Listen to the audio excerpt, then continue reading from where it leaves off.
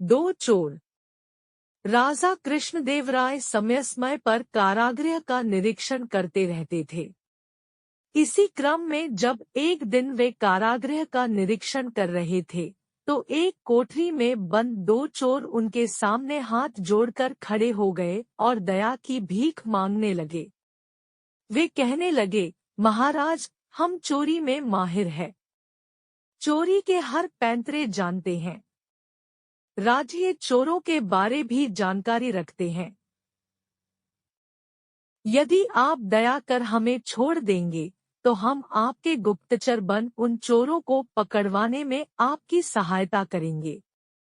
महाराज ने उन दो चोरों को छोड़ तो दिया, लेकिन एक शर्त भी रख दी। शर्त अनुसार उन्हें तेनाली राम के घर से बहुमूल्य वस्तुओं की चोरी करनी थी। सफल रहने पर उनकी महाराज के गुप्तचर के रूप में नियुक्ति निश्चित थी, लेकिन असफल रहने पर उन्हें फिर से कारागृह में बंद कर दिया जाना था।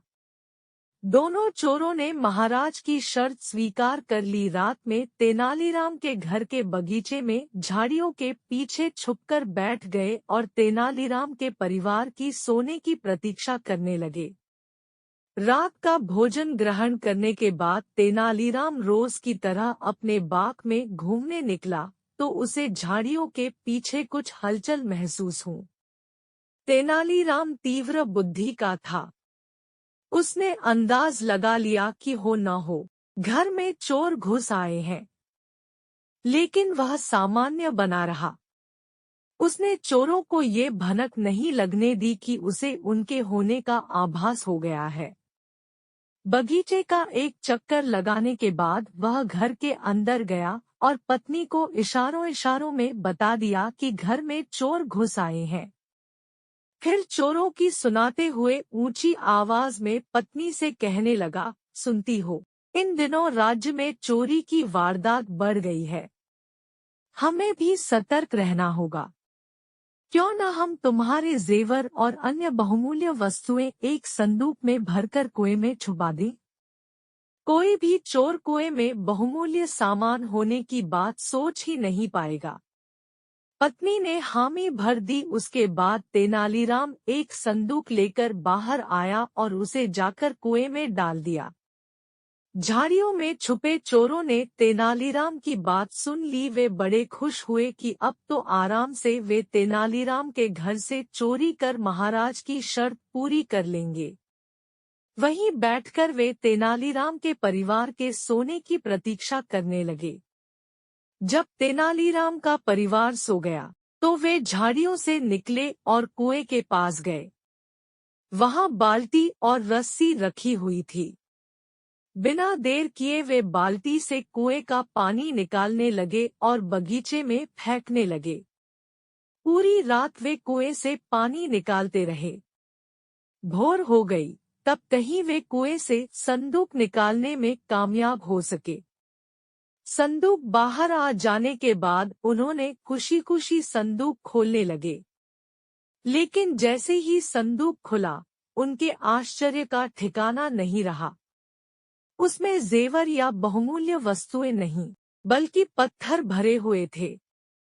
उन्हें समझते देर नहीं लगी कि वे तेनालीराम द्वारा मूर्ख बनाए जा चुके हैं। तेनालीराम भी तब भी उठ चुका था। वह चोरों के पास गया और अपने बगीचे को सींचने के लिए धन्यवाद देने लगा। दोनों चोर बहुत शर्मिंदा हुए। तेनालीराम ने महाराज के सैनिकों को बुलवा भेजा था। कुछ ही देर वे तेनालीराम के घर पहुंच गया और दोनों चोरों को ले जाकर कारागृह में डाल दिया गया। गुलाब का घमंड। वसंत ऋतु में जंगल के बीचों बीच लगा गुलाब का पौधा अपने फूलों की सुंदरता पर इठला रहा था।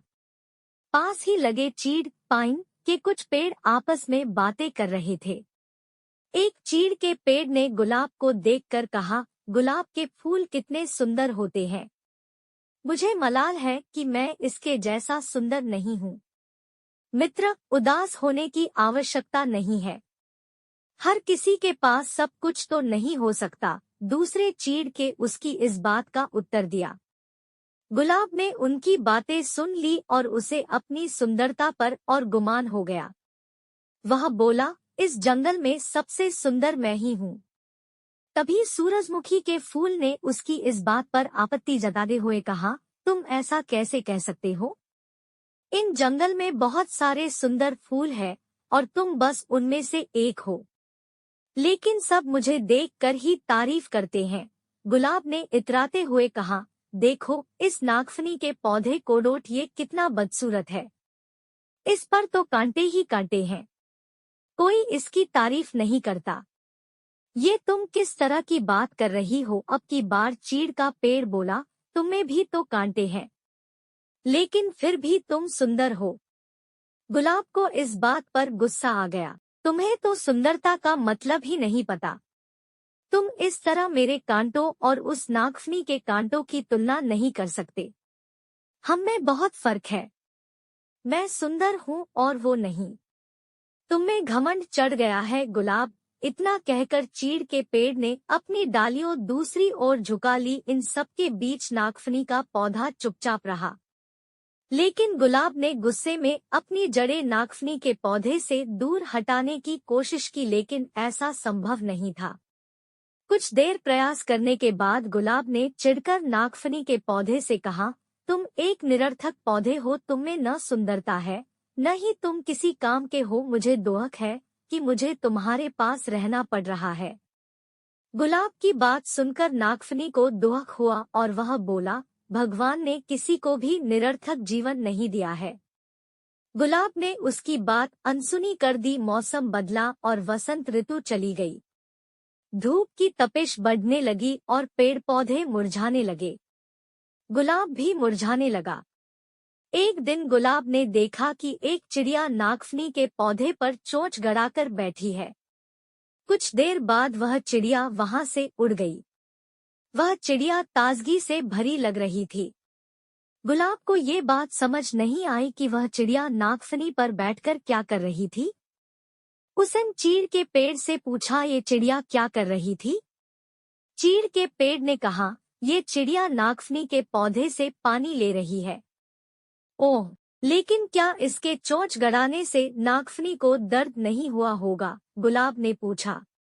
अवश्य हुआ होगा, किंतु दयालु नागफनी चिड़िया को तकलीफ में नहीं देख सकता था। चीड़ के पेड़ ने उत्तर दिया, ओह, तो इस गर्मी में नागफनी के पास पानी है। मैं तो पानी के बिना सूख रहा हूँ। गुलाब उदास हो गया। तुम नागफनी से मदद क्यों नहीं मांगते? वह अवश्य तुम्हारी मदद करेगा। चिड़िया अपनी चोंच में भरकर तुम्हारे पास ले आएगी। चीड़ के पेड़ ने सलाह दी। गुलाब नागफनी से कैसे मदद मांगा?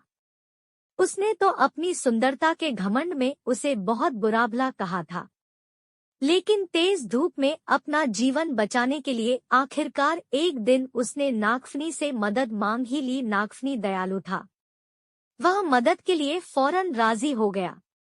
चिड़िया भी मदद को आगे आई। उसने नागफनी से पानी चूसा और अपनी चोंच में भरकर गुलाब के पौधे की जड़ों में डाल दिया। गुलाब का पौधा फिर से तरोताजा हो गया। गुलाब को समझ आ गया था कि किसी को देखकर उसके बारे में राय नहीं बनानी चाहिए।